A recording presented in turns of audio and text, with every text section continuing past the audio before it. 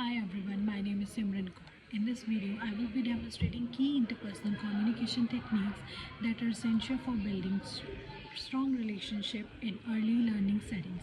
For this assignment, I chose the case study called the communication and collaboration scenario. I will be demonstrating different communication techniques that support responsive and professional relationship in an early learning settings.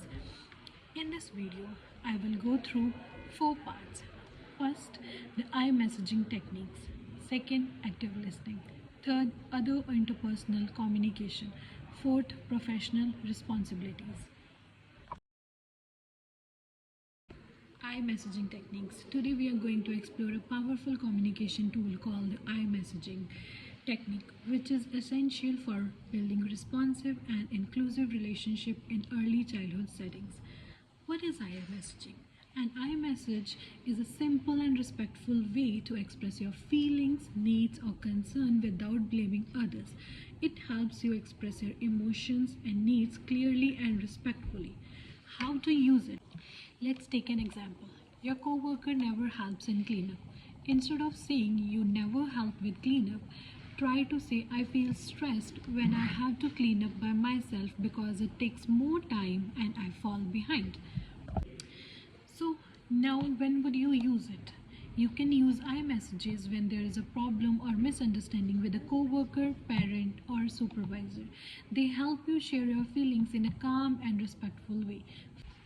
For example, if a parent forgets to bring extra clothes for their child, you could say, I feel worried when there are no extra clothes because I want to make sure your child stays comfortable and clean up throughout the day.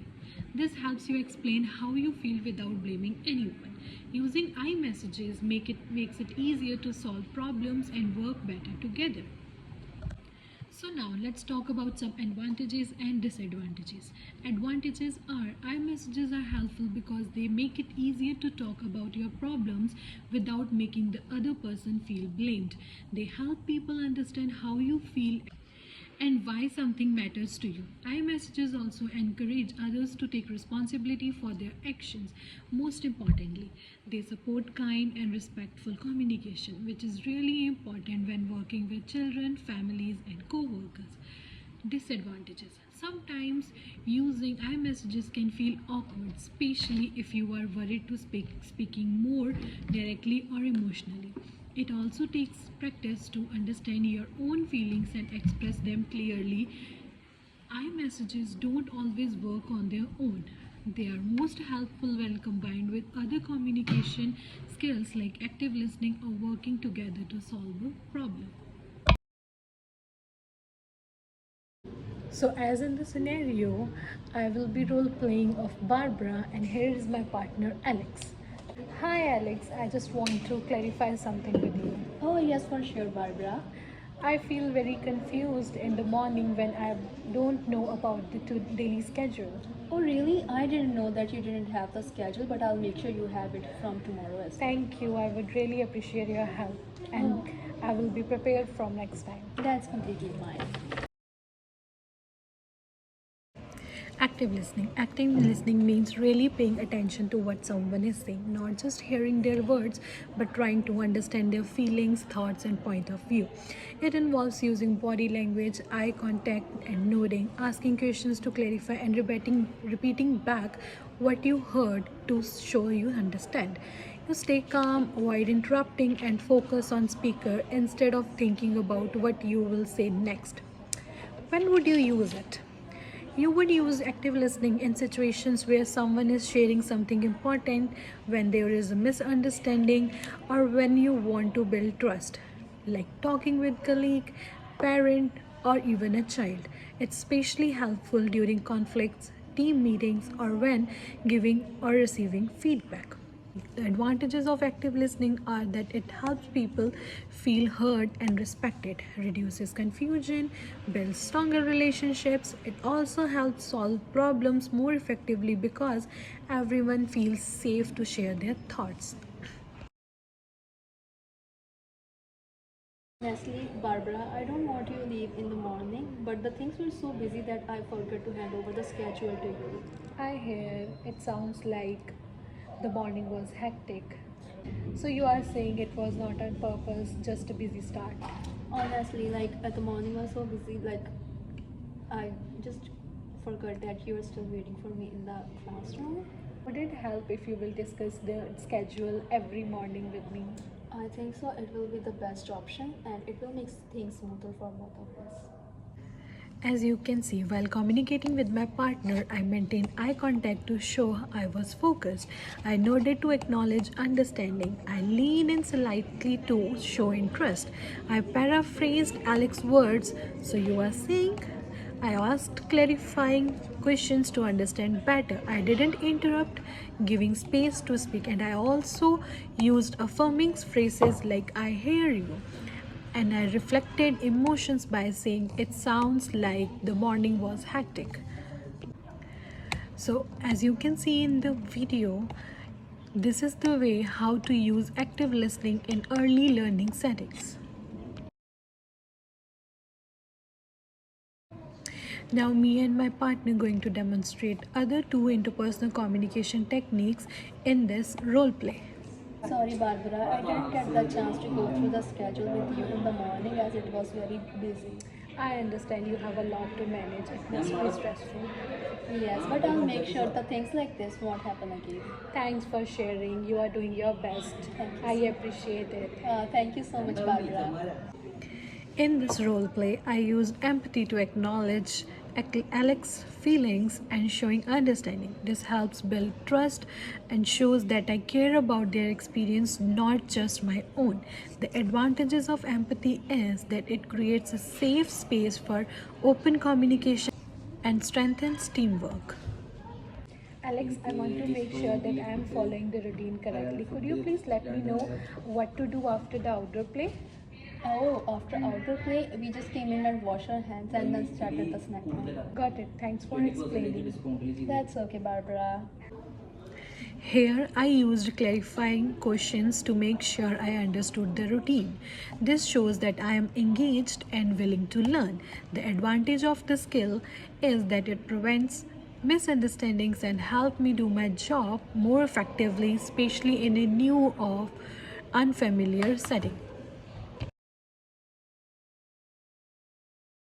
Interpersonal communication as a professional responsibility. As a pre service early childhood educator, interpersonal communication is a professional responsibility that supports respectful, safe, and inclusive environments. Humber Student Code of Community Standards emphasizes the importance of clear, respectful, and accountable communication in all interactions. According to the code, students are expected to conduct themselves in a way that reflects Humber's core value, such as respect, equity, and well being, and to take individual accountability for their actions. This includes using communication that is free from discrimination, harassment, or harm, and actively working to prevent misunderstandings or conflicts. The code encourages students to use informal resolution strategies like direct and respectful dialogues before escalating concerns through formal processes. Responsibilities related to interpersonal communication. Act respectfully and professionally in all interaction with peers, faculty, families, and children. Use clear, inclusive, and strength based language that supports collaboration and trust. Address concerns directly and constructively using techniques like iMessages or active listening. Prevent and de escalate conflicts by communicating calmly and seeking mutual understanding.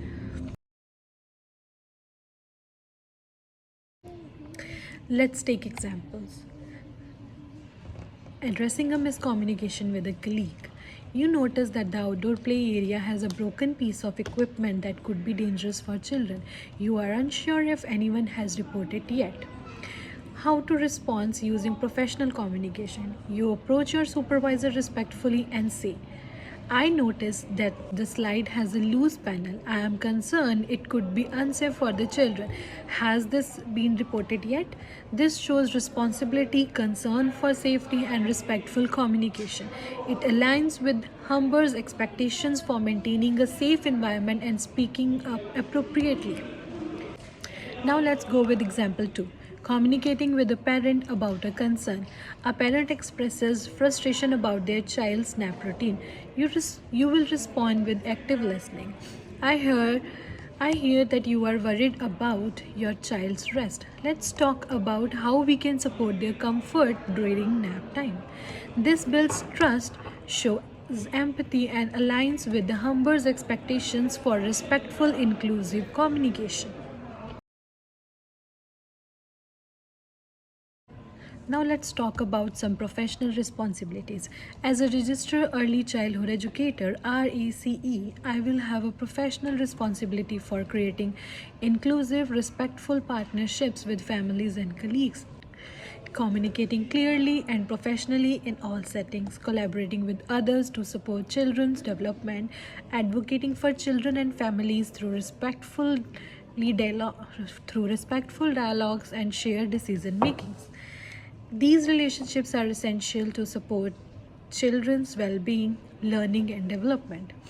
The Code of Ethics and Standard of Practice (CECE) 2017 outlines clear expectations for how RECEs should communicate and interact with others. Two professional standards that guide interpersonal communications are: Standard 1: Caring and responsive relationship. This standard emphasizes the importance of building strong, respectful relationships with children, families, and colleagues. It highlights that RECs must be receptive listeners, communicate in ways that are inclusive and equitable, and respond appropriately to the needs and concerns of others. How it informs communication. It will use active listening, empathy, and respectful language when speaking with families or co-workers. For example, if a parent shares a concern about their child behavior, I would listen without judgment, thank them for sharing, and work together to support the child. This approach builds trust and shows that I value their input. Standard 4: Professionalism and Leadership. This standard focuses on demonstrating professionalism in all relationships and engaging in collaborative communication with families, colleagues, and community partners. It also encourages RECEs to model respectful behavior and support others through mentorship and teamwork. How it informs communication. I will communicate clearly and respectfully in team meetings, share ideas openly, and offer support to new staff or students.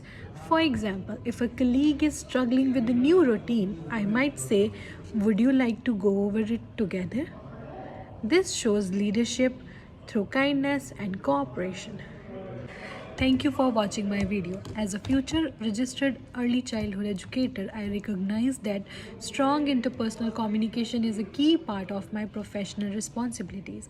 Whether it's using iMessaging, active listening, empathy, or respectful collaboration, these skills help build positive relationships with children, families, and colleagues. By following the code of ethics and standards of practice from the College of Early Childhood Educators, along with Humber's Student Code of Community Standards, I am committed to creating inclusive, caring, and responsive learning environments. I am excited to continue growing as an educator and learning through every interaction. Thanks again for your time and support.